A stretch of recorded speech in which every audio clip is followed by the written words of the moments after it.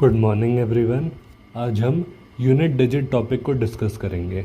तो इसमें आपके क्वेश्चंस जो हैं वो बड़े सिंपल आते हैं। मान लीजिए आपको पूछा है 123 की पावर 123 का यूनिट डिजिट निकालो, तो ऑब्वियसली आप 123 इंटू 123 इंटू 123 ऐसे आप 123 टाइम्स मल्टीप्लाई अगर आप करेंगे तो वो इम्पॉसिबल है कैलकुलेटर से भी। तो ऐसे में हम क्या करते हैं, जो यूनिट डिजिट मतलब होता क्या है किसी भी नंबर का, मान लीजिए कोई भी नंबर है तो ये वाली जो प्लेस है इसको यूनिट डिजिट कहते हैं। तो ये वाला हमारा यूनिट डिजिट हुआ फॉर 123। तो हम जो हमारा बेस है, अब इसको हम बेस कहते हैं एंड इसको हम एक्सपोनेंट कहते हैं।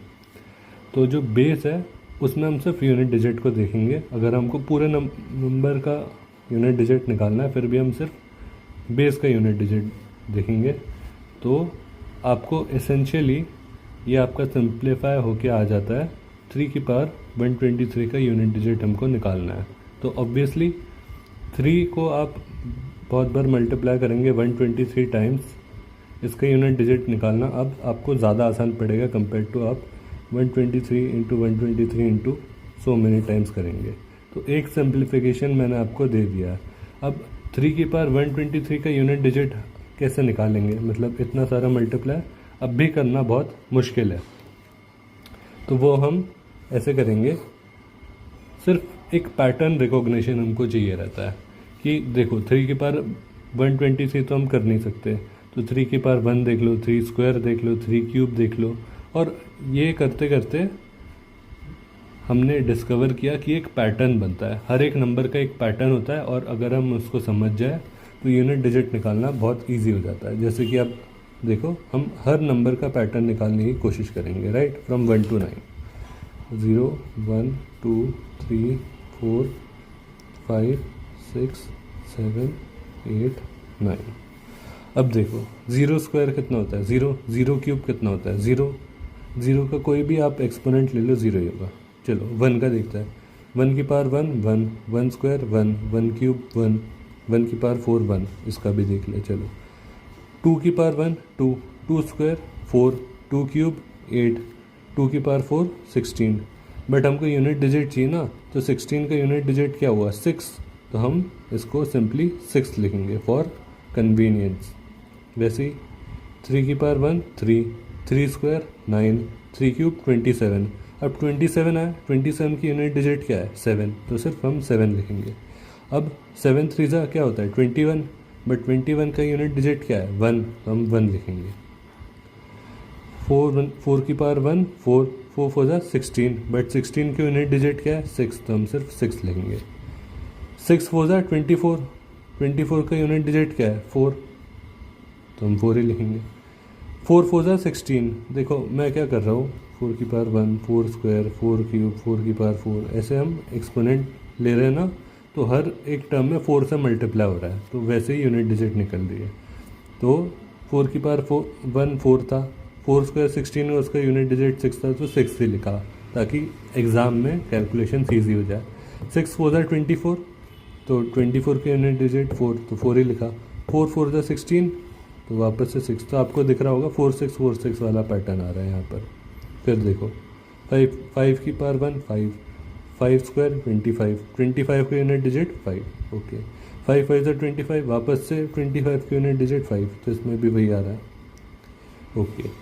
6 की पावर 1 6, 6 स्क्वायर्ड 36, 36 का यूनिट डिजिट 6, फिर 6 6 36, वापस से 36 का यूनिट डिजिट 6, तो इसका भी वही आएगा सेम।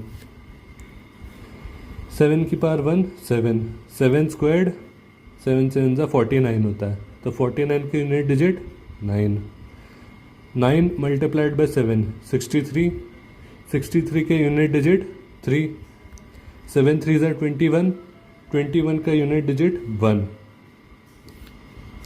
1 मल्टीप्लाइड बाय 7 7, तो वापस से ये साइकिल आपका रिपीट होगा, राइट।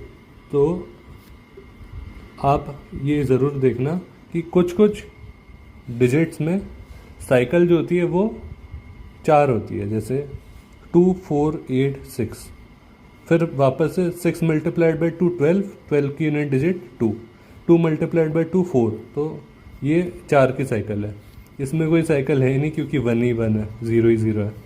इसकी भी 4 की साइकिल है, देखो 3 9 7 1, 1 के बाद वापस से 3 पे जाएगा क्योंकि 1 इंटू 3 3 होता है, और बाकी तो दिखाई दिया, 3 3 9, 9 3 27, 27 का यूनिट डिजिट 7, तो 7 ही लिखेंगे। फिर 7 3 21, 21 का यूनिट डिजिट 1, तो 1 ही लिखेंगे। तो कुछ कुछ नंबर से जहाँ पर 4 की साइकिल बन रही है, जैसे 2, जैसे 3, और कुछ कुछ नंबर है जहाँ पे सिर्फ दो नंबर का साइकिल बन रहा है, जैसे 4 6 4 6 4 6। तो इस वाले केस में 2 का साइकिल बन रहा है। फिर 8 पे आते हैं, 8 की पावर 1, 8, 8 स्क्वायर 64, 64 का यूनिट डिजिट 4, 8 4 ज़ा 32, 32 का यूनिट डिजिट 2, 8 2 ज़ा 16, 16 का यूनिट डिजिट 6, 8 5 ज़ा 40, 8 6 ज़ा 48। तो जब 8 को 6 से मल्टीप्लाई करोगे तो 48 आएगा, और 48 का यूनिट डिजिट 8। तो 6 को 8 से मल्टीप्लाई करने से 48 आ रहा है, 48 का यूनिट डिजिट 8, तो वापस से 8 आ गया, 8 8 ज़ा 64, तो वापस से ये साइकिल जो है वो रिपीट होगी आपकी। फिर 9 की पावर 1 9, 9 9 ज़ा 81, 1 इंटू 9 9, तो वापस से 9 आया। फिर 9 9 ज़ा 81, फिर 81 का यूनिट डिजिट 1, तो वापस 1 आया। तो ये वाला जो है आपको दिख रहा होगा। आपको ये एग्ज़ाम हॉल में अगर आप एग्ज़ाम से जाने से पहले प्रैक्टिस कर लो तो ये आपका पूरा टेबल बन के तैयार हो जाएगा वेरी इजीली। और इस टेबल को मैं और सिंप्लीफाई करके आपको अभी दिखाता हूँ। तो ये टेबल आपको याद नहीं रखना, क्योंकि याद नहीं होगा आपको ये एग्ज़ाम हॉल में प्रैक्टिस करना है। अब मैं आपको दिखाता हूँ कि कितने जल्दी ये हो सकता है ना। तो आपको बस याद क्या करना है या कि 4 और 6, मतलब यहाँ पर देखो 0 1 2 3 4 5 6 7 8 9। अब देखो कितने जल्दी हो जाता है। 2 2 ज़ा 4, 4 2 ज़ा 8, 8 2 ज़ा 16, बट सिर्फ 6 लिखेंगे यूनिट डिजिट। 3 3 ज़ा 9, 9 3 ज़ा 27, सिर्फ 7 लिखेंगे। फिर 7 3 ज़ा 21, तो उसका सिर्फ 1 लिखेंगे क्योंकि यूनिट डिजिट 1 है। 4 4 ज़ा 16, 16 4 ज़ा 4 4 ज़ा 16 होता है, तो 16 का यूनिट डिजिट 6, फिर 6 4 ज़ा 24, 24 का यूनिट डिजिट 4, तो ये वापस रिपीट होगा। फिर ये 5 5 ज़ा 25, 5 ही आएगा। 6 6 ज़ा 36, 6 ही आएगा। 7 7 ज़ा 49, 9 आएगा इधर। फिर 9 7 ज़ा 63, तो 3 आएगा। 7 3 ज़ा 21, तो 1 आएगा। फिर वापस से रिपीट होगा क्योंकि 7 1 ज़ा 7। फिर यहाँ पर 8 है, 8 8 ज़ा 64, 4 आएगा। 8 4 ज़ा 32, तो 2 आएगा। 8 2 ज़ा 16, तो 6 आएगा। फिर वापस से करोगे 8 5 ज़ा 40, 8 6 ज़ा 48, तो वापस से 48 का यूनिट डिजिट 8 आएगा, तो वापस से साइकिल रिपीट होगी। 9 1 ज़ा 1, 9 9 ज़ा 81, 9 9 1 ज़ा 9, 9 9 ज़ा 81। फिर वापस से 1 इंटू 9, तो ये रिपीट होगा। तो ये टेबल आपका फटाफट एग्ज़ाम हॉल में बन जाना चाहिए, राइट। इसमें मैं आपको रटने के लिए कुछ भी नहीं कहूँगा।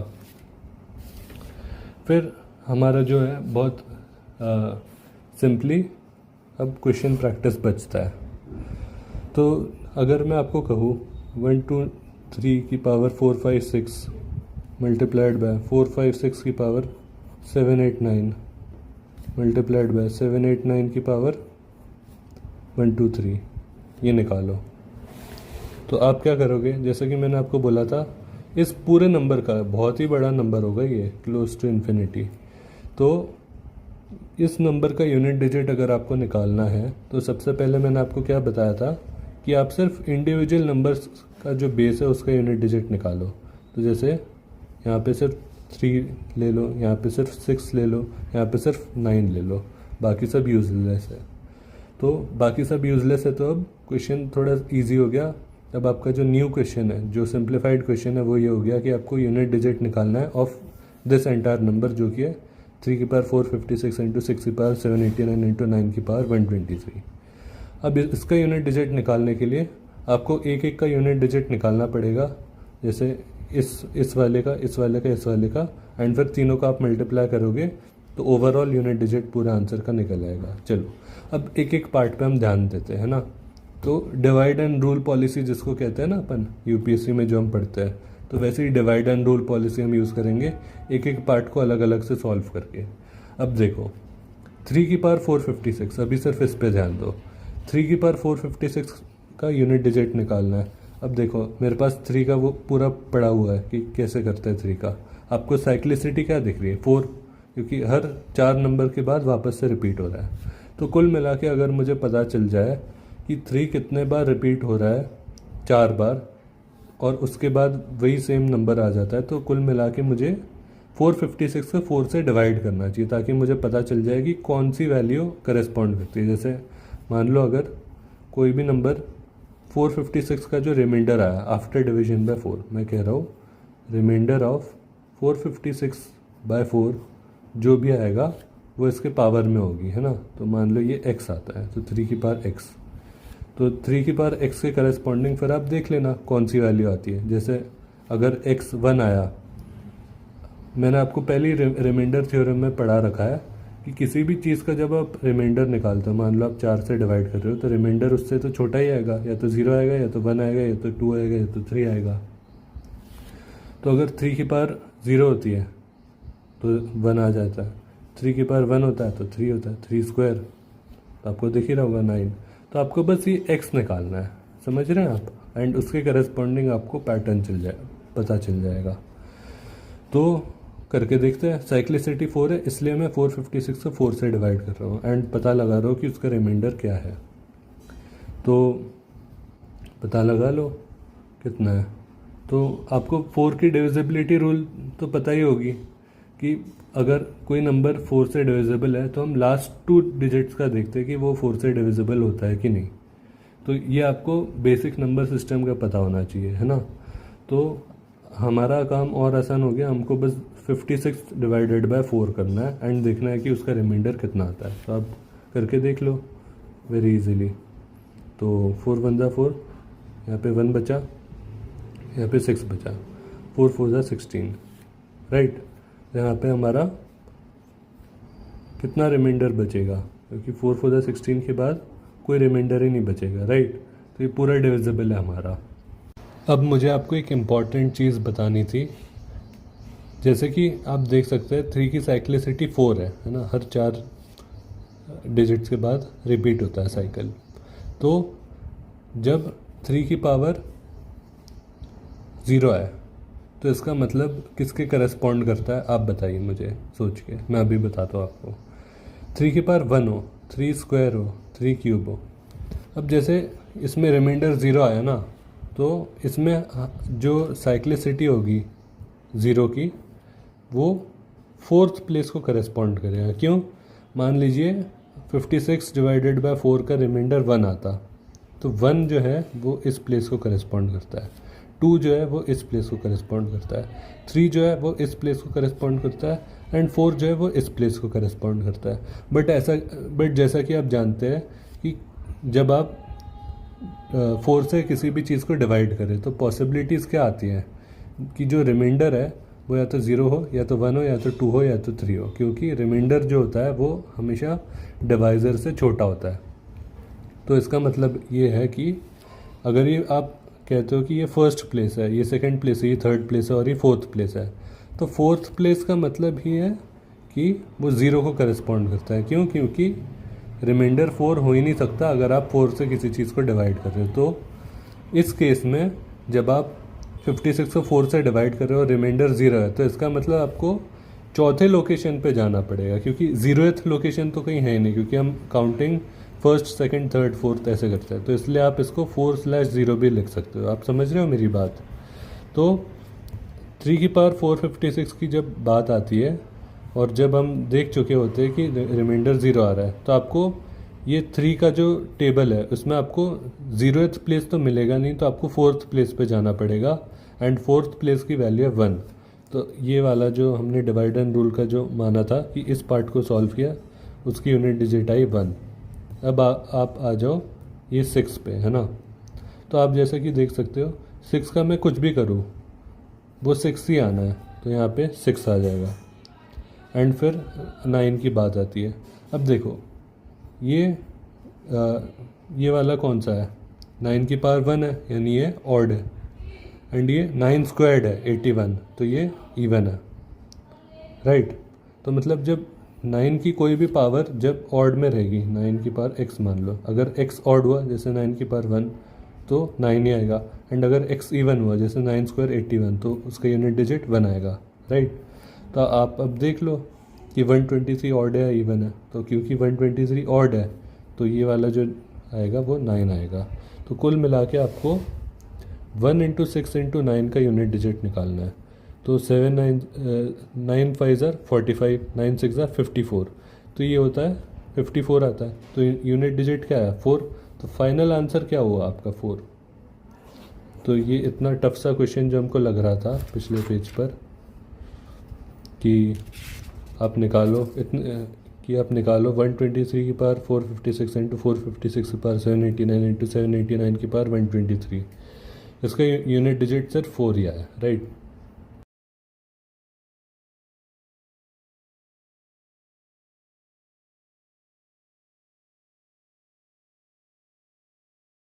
अब हम करते हैं 2023 का जो CSAT का जो प्रीवियस ईयर क्वेश्चन था उसको सॉल्व करते हैं।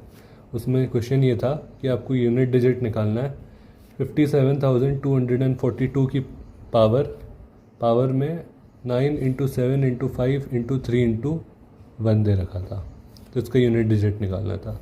तो मैं आपको पहले ही बोल चुका, ये जो बेस है और ये एक्सपोनेंट है, बेस में आपको सिर्फ यूनिट डिजिट की बात करनी है, तो इसका यूनिट डिजिट निकालना है अपन को।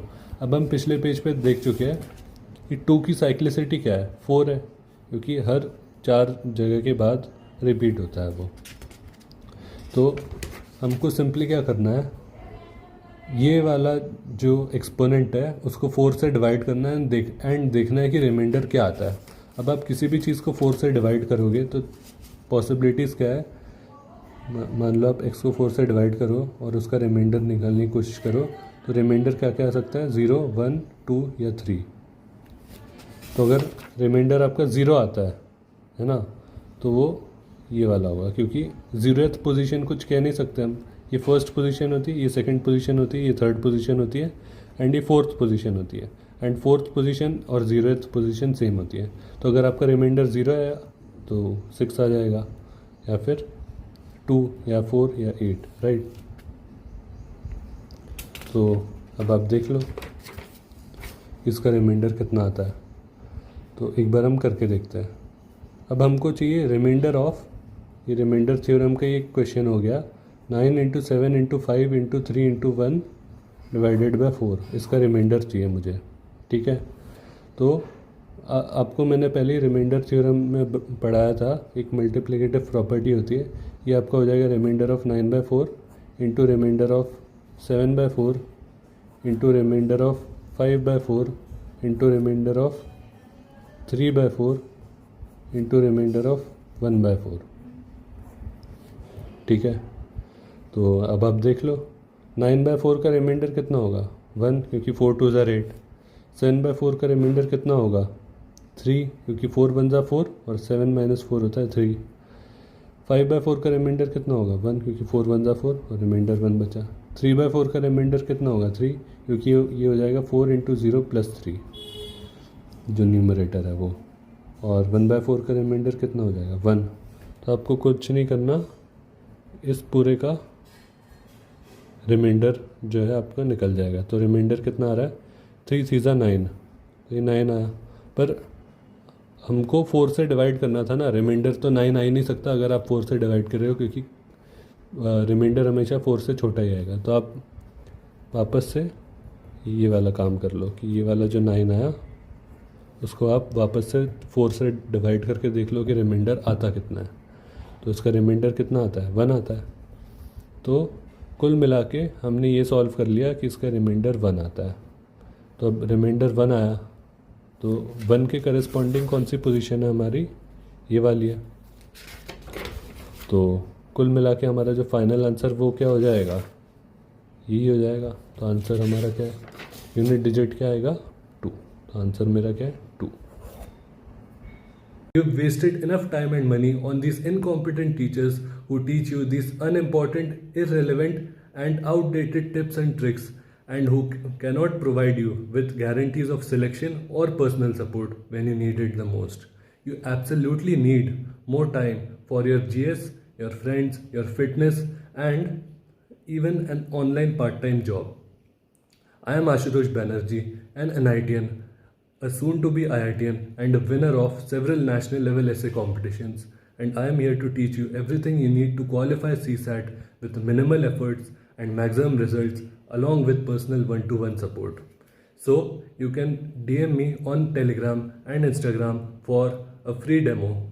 And you really need to contact me now because you have already wasted enough time and money on these big coachings, and you definitely need to try something new and better. See you.